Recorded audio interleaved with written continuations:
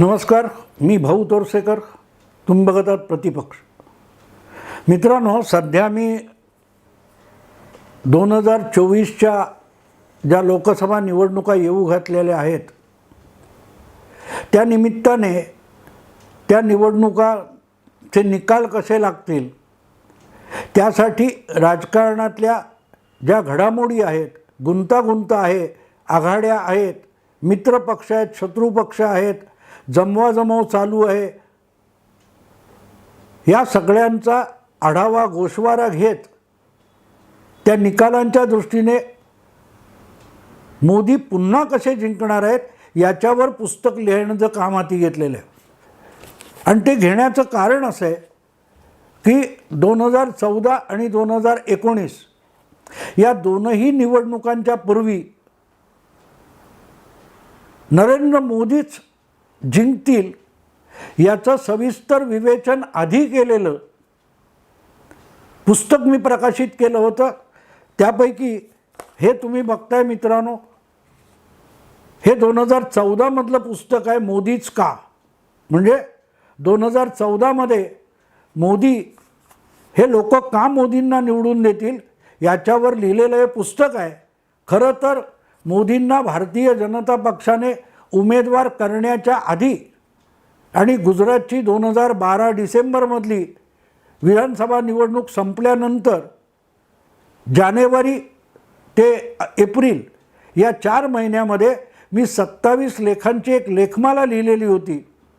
त्यातल्या निवडक लेखांचं एक पुस्तक तयार झालं. ते पुस्तक हे होतं, मोदीच का. आणि त्या पुस्तकासाठी म्हणून मी एक लेख लिहिला होता.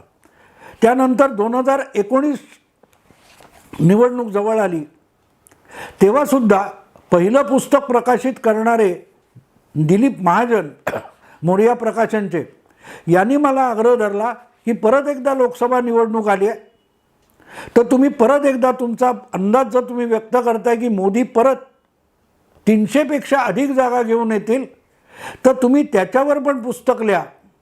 आणि 2019ची निवडणूक प्रत्यक्ष होण्याच्या 6 महिने आधी मी पुन्हा मोदीच का असं जे पुस्तक लिहिलं ते हे होतं. ही 2 पुस्तकं आहेत मित्रांनो. ही 2 पुस्तकं निवडणुकीच्या आधी 6 महिने प्रकाशित झालेली होती. आणि आता परत निवडणुकीला जवळजवळ 6-7 महिने बाकी आहेत. आणि परत एकदा 2024मध्ये निवडणुकीचं स्वरूप काय असेल आणि निवडणुकीचे निकाल काय असतील याचं भविष्य भाकीत आणि विवेचन मी करावं असं अनेक मित्रांचं, चाहत्यांचा आग्रह आहे. आणि ते पुस्तक लिहिण्याच्या कामात मी गर्क आहे. त्याची टिपणं माझ्या पद्धतीत काढणं वगैरे चालू आहे.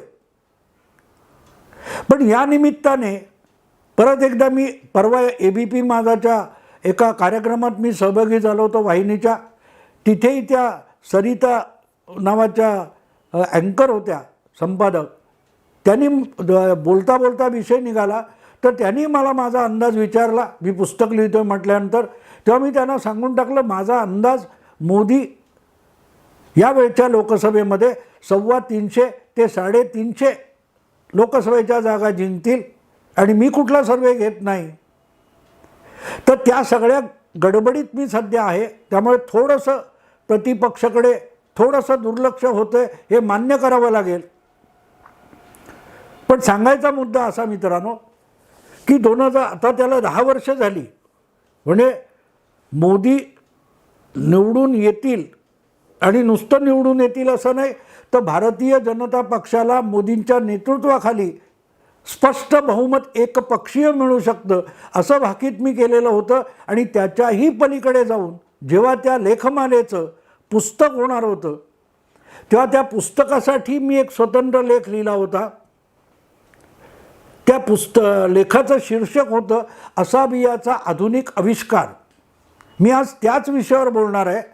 कारण 10 वर्ष झाल्यानंतर सुद्धा 10 वर्षापूर्वी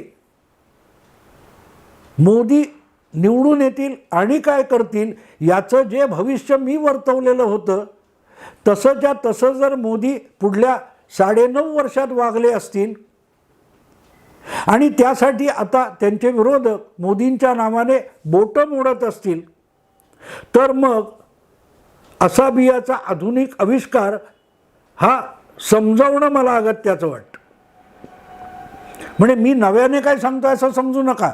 हे मी जे बोलतोय हे माझ्या त्या पहिल्या पुस्तकाच्या मोदीच का या पुस्तकाच्या पहिल्या प्रकरणात मोदी का जिंकणार आणि सोनिया गांधी राहुल गांधी यांच्या नेतृत्वाखालची UPA का हरणार, बाकीचे विरोधी पक्ष मोदींच्या विरोधात कितीही दंड थोपटून उभे राहिले तरी त्या सगळ्यांना धूळ चारून मोदी बहुमतापर्यंत मजल का मारतील, याचं जे विश्लेषण मी केलेलं होतं ते तेवढ्यापुरतं नव्हतं, तर त्याच्या पुढल्या काळात नरेंद्र मोदी हे नवे सत्ताधीश असतील, पण ते सत्तांतरापेक्षा स्थित्यंतराच्या दृष्टीने काम करतील असं माझं भाकीत होतं. आणि स्थित्यंतर याचा अर्थ असा मित्रांनो की स्वातंत्र्य मिळाल्यापासून 2014पर्यंत तुम्ही आलात तर वेगवेगळे पक्ष वेगवेगळे पंतप्रधान झाले असतील,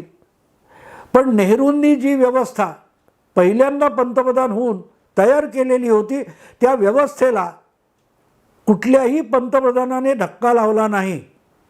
अगदी भाजपचे वाजपेयी हे 6 वर्ष पंतप्रधान होते.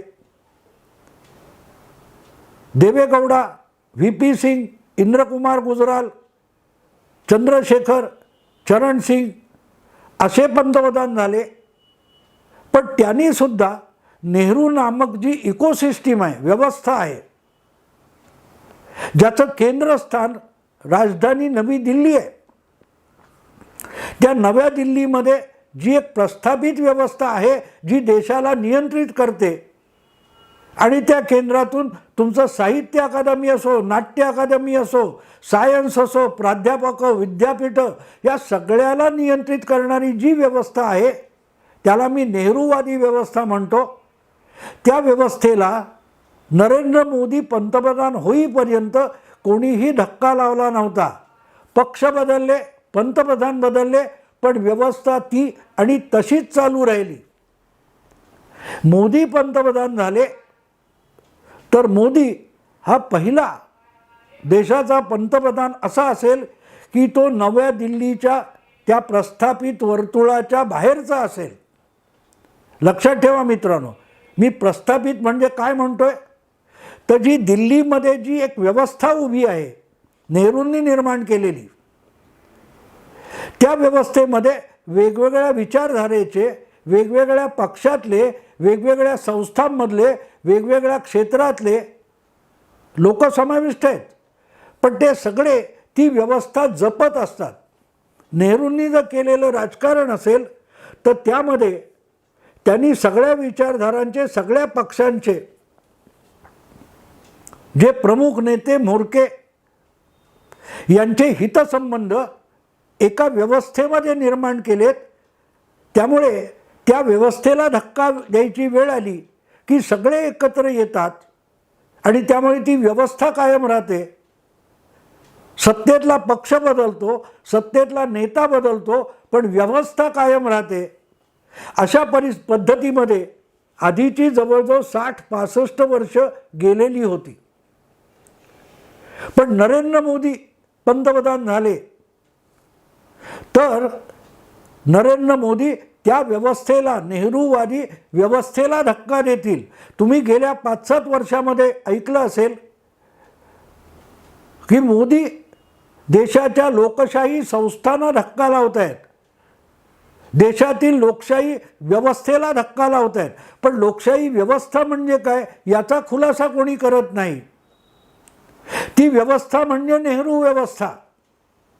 आणि ती व्यवस्था अशी आहे की तुम्ही सुप्रीम कोर्टापासून वकिली व्यवसाय घ्या, प्राध्यापकी व्यवसाय घ्या, बुद्धिजीवी क्षेत्र घ्या, कला क्षेत्र घ्या, प्रत्येकामध्ये नेहरू हा या देशाचा उद्गाता आहे, उद्धारक आहे, ही मानसिकता आहे. आणि त्यामुळे नेहरूंनी जे काय केलं आहे, जी काय व्यवस्था उभारली आहे तिला धक्का लागता कामा नये आणि ती नेहरू व्यवस्था चालू ठेवायची. तर नेहरू खानदानातला कोणीतरी ती व्यवस्था चालवणारा असला पाहिजे. ही एक मानसिकता जी होती ती त्यातला कोणी मोडायला तयार नव्हता, ती बदलायला तयार नव्हता. ती जुनी सडलेली आणि एक्सपायरी डेट होऊन गेलेली आउटडेटेड व्यवस्था होती, कालबाह्य होती, पण ती बदलायला कुठल्याही पक्षाचा कोणीही तयार नव्हता. कोणीही तयार नव्हता. आजच्यापेक्षा घटनेचे वेडेवाकडे अर्थ लावून अनेकदा न्याय आणि घटनेवर कुरघोडी इंदिरा गांधींनी आणि काँग्रेस सकट अनेक पंतप्रधानांनी केलेली आहे. पण ज्या प्रकारे आजचं सुप्रीम कोर्ट पदोपदी मोदी सरकारला टोकण्याचा प्रयत्न करतं, असं यापूर्वी झालेलं नव्हतं. आणि त्याला मी नेहरू व्यवस्था म्हणतो. आणि त्यामुळे नेहरू व्यवस्था मोडायची असेल तर कोणीतरी आउटसायडर, बाहेरचा, उपरा आला पाहिजे. कारण नेहरू व्यवस्था नुसती सडलेली नव्हती, तर ती इतकी निकामी झाली होती की राहुल गांधी यासारख्या निर्बुद्ध माणसाला सुद्धा देशाचा पंतप्रधान करायला हे सगळे उत्सुक आहेत. कारण राहुल गांधी आले तरच नेहरू व्यवस्था टिकणार. आणि नेहरू व्यवस्थामध्येच आपले सगळे हितसंबंध आणि आपले स्वार्थ अडकलेले आहेत. आणि म्हणूनच देशातल्या सगळ्या समस्या एखाद्या साचलेल्या डबक्यासारख्या झालेल्या होत्या. त्या डबक्यात साचलेलं पाणी उपसून टाकायचं असेल तर कोणीतरी बाहेरच्याने आलं पाहिजे, उपऱ्याने आलं पाहिजे. आणि लक्षात ठेवा, मोदी हे दिल्लीतच प्रस्थापित असलेल्या भारतीय जनता पक्षाचा नेता असले तरी ते दिल्लीतले भाजपाचा नेता नव्हते. दिल्लीत बसून राष्ट्रीय राजकारण करणारे सगळ्या पक्षाचे नेते हे दिल्लीकर असतात. आणि त्यांच्या पक्षाचा दिल्ली बाहेरचा नेता दिल्लीमध्ये येऊन वरचष्मा दाखवू शकत नाही. शरद पवारांची मोठी अडचण तुम्हाला इथे कळेल. एखादा पत्रकार मद्रासचा असो, मुंबईचा असो, चेन्नईचा असो, कोलकात्याचा असो, पण त्याला दिल्लीत जाऊन आपलं वस्तान बसवता येत नाही. ही गंमत लक्षात घेतली पाहिजे मित्रांनो. तो पत्रकार असेल, तो वकील असेल, जेठमलानींसारखा दांडगा वकील हा आपल्या उत्तरार्धामध्ये दिल्लीत गेला, पण त्याला आपलं बस्तान बसवता आलं नाही. हा फरक जर लक्षात घेतला तर तुम्हाला कळेल की मोदी काय करतायत. नेहरू व्यवस्था, ज्याला ते खान मार्केट गँग म्हणतात, ल्युटियस दिल्ली म्हणतात, ही सगळी दिल्लीची नेहरू व्यवस्था आहे. आम्ही सर्वश्रेष्ठ आहोत, आम्ही ज्याला आशीर्वाद देऊ, वरदान देऊ, त्याचं कल्याण होईल. आणि आम्ही शापवाणी उच्चारली तर तो नष्टप्राय होईल. अशी जी काय वर्चस्ववादी मानसिकता आहे त्याला दिल्लीची सत्ता म्हणतात. आणि ती सत्ता म्हणजे नरेंद्र मोदी किंवा सरकार नव्हे, तर दिल्लीत बसलेले आपण या देशाचे नैतिक नेतृत्व करतो असं आग्रहाने सांगणारे जे लोक आहेत त्याला नेहरू व्यवस्था म्हणतात. मग ते नाटकात असतात, साहित्यात असतात. आठवतं तुम्हाला त्या दादरीमध्ये अखलाक नावाच्या मुस्लिमाची हत्या झाली. ते अखलाक हत्याकांड हे उत्तर प्रदेशच्या हद्दीत आहे, पण त्यासाठी सुद्धा नरेंद्र मोदींच्या डोक्यावर खापर फोडून अनेक साहित्यिकांनी अकादमी पुरस्कार परत केले होते. हैदराबादच्या युनिव्हर्सिटीमध्ये वेमुला नावाच्या विद्यार्थ्याने आत्महत्या केली. तिथे मोदी सत्तेवर नव्हते, तिथे तुमचे कोणते चंद्रशेखरराव मुख्यमंत्री होते. पण खापर कोणाच्या डोक्यावर पडायचं? नरेंद्र मोदींच्या. कारण नरेंद्र मोदी हे गेली 9.5 वर्ष दिल्लीत पंतप्रधान आहेत, पण आजही ते या लोकांनी वाढीत टाकलेले उपरा नेता आहे. तो उपरा नेता आहे. या लोकांनी, दिल्लीच्या लोकांनी त्याचा राज्याभिषेक करायला दिल्लीतले हे सोकॉल्ड जे भटजी आहेत त्यांनी आपल्या पद्धतीमध्ये नरेंद्र मोदींचा राज्याभिषेक करायला नकार दिलेला आहे. तू दिल्ली जिंकली असेल पण आमच्या इच्छेनुसार सरकार चालवलं पाहिजे हा त्यांचा आग्रह असतो. मग सोनिया गांधी असोत, मनमोहन सिंग असोत, राजीव गांधी असोत, इंदिरा गांधी असोत, या सगळ्यांना दिल्लीच्या त्या एलिट क्लास ज्याला म्हणतात, अभिजन वर्ग जो आहे, त्या अभिजन वर्गाचा आशीर्वाद नसेल तर शिव्या शापच मिळत असतात. आणि हे लोक, मला तुम्हाला आठवणीने एक गोष्ट सांगितली पाहिजे. मेपू रेगे नावाचे एक चांगले मराठी विचारवंत होऊन गेले. त्यांचा 1996 साली प्रसिद्ध झालेला एक चांगला अभ्यासपूर्ण लेख आहे, जो महाराष्ट्र टाइम्स आणि महानगर या दैनिकांनी नवभारतमधला तो लेख हा पुनर्मुद्रित केला होता. त्यामध्ये एक परिच्छेद फार अप्रतिम आहे की समाजामध्ये जो अभिजन वर्ग असतो, अभिजन म्हणजे एलिट क्लास, आणि एलिट क्लास म्हणजे आजची ल्युटियन्स दिल्ली, खान मार्केट गँग, जे बाकीच्या सगळ्यांना तुच्छ लेखत असतात.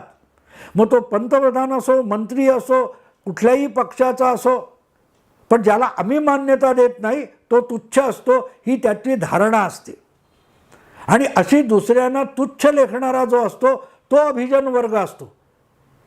आणि त्याचं वर्णन मेपू रेगे आपल्या त्या लेखामध्ये असं करतात, समाजामध्ये जो एक अभिजन वर्ग असतो, तो अभिजन वर्ग आपल्यातल्या म्हणजे आपल्या परिघातल्या, अभिजन वर्ग आपल्या परिघातल्या लोकांचं अतिरेकी समर्थन करतो. अतिरेकी समर्थन करतो याचा अर्थ लक्षात तुम्हाला यायचा असेल तर तो असा आहे की तो टहलकाचा संपादक तरुण तेजपाल याच्यावर बलात्काराचा आरोप झाल्यानंतर दिल्लीतले मोठमोठे संपादक त्या तेजपालचं समर्थन करायला पुढे आले. त्यांनी काय केलं होतं, त्याच्या संपादक मंडळात असलेली एक तरुण मुलगी, तिचा विनयभंग केला होता गोव्यामध्ये, आणि त्याच्यावर तिने तक्रार केली.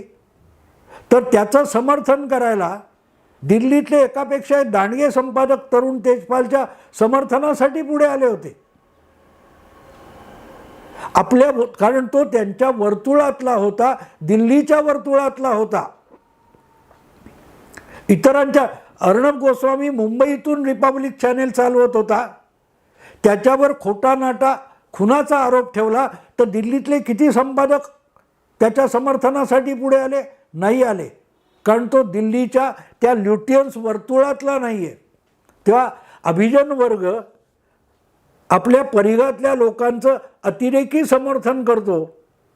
आणि त्याची दुसरी बाजू अशी की आपल्या परिघाबाहेरच्या लोकांचा अतिरेकी निषेध करतो. तेव्हा मोदींचा द्वेष, मोदींवर सातत्याने टीका टिप्पणी, आणि अगदी निर्बुद्ध राहुल गांधी किंवा बलात्काराचा आरोप असलेला तरुण तेजपाल याचं समर्थन दिल्लीचे लोक करतात. याला नेहरू व्यवस्था म्हणतात. तो एलिट क्लास, तो अभिजन वर्ग, नेहरूंच्या व्यवस्थेने जो अभिजन वर्ग तयार केला आहे त्याची कोंडी फोडल्याशिवाय या देशामध्ये खरं स्थित्यंतर होऊ शकत नाही. आणि ते स्थित्यंतर नरेंद्र मोदी घडवून आणतील, त्याची सुरुवात करतील. हे मी 2013च्या त्या पहिल्या पुस्तकामध्ये लिहिलेल्या असाबियाचा आधुनिक आविष्कार या प्रकरणामध्ये हा तपशील दिला होता की मोदी नेहरू व्यवस्थेला सुरुंग लावायला सुरुवात करतील. आणि गेल्या 10 वर्षामध्ये हे कसं झालंय, हे का होऊ शकलं? असाबिया म्हणजे काय? असाबिया हा इब्न खालदून नावाच्या 14व्या शतकातल्या इतिहासकाराने लिहून ठेवलेल्या पुस्तकातला एक सिद्धांत आहे. मोदी हा असाबियाचा अवतार आहे, असाबियाचा आविष्कार आहे. आणि मोदी हे देशात एवढं मोठं परिवर्तन सोडा, पण राजकीय परिवर्तन करून बहुमत मिळवू शकले. कारण मोदींची ताकद भाजपच्या नुसत्या संघटनेमध्ये नाही आहे. मोदींची खरी ताकद ज्याला इब्न खालदून असाबिया म्हणतो त्या असाबियामध्ये दडलेली आहे. म्हणूनच 2014, 2019 मोदींनी सहजगत्या जिंकली आणि 2024सुद्धा असाबियाच्या बळावरच नरेंद्र मोदी जिंकणार आहेत. फक्त असाबिया म्हणजे काय हा व्हिडिओ लांबलाय म्हणून मी दुसऱ्या भागात असाबियाचा तपशीलवार अर्थ तुम्हाला सांगेन. मग तुम्हाला कळेल की असाबिया म्हणजे काय, एल्गार म्हणजे काय, सत्तांतर आणि स्थित्यंतर यातला फरक काय हे तुम्हाला दुसऱ्या व्हिडिओत सांगेन. आत्ता इथेच थांबतो. आवडलं लाईक करा, शेअर करा, सबस्क्राईब करा. नमस्कार.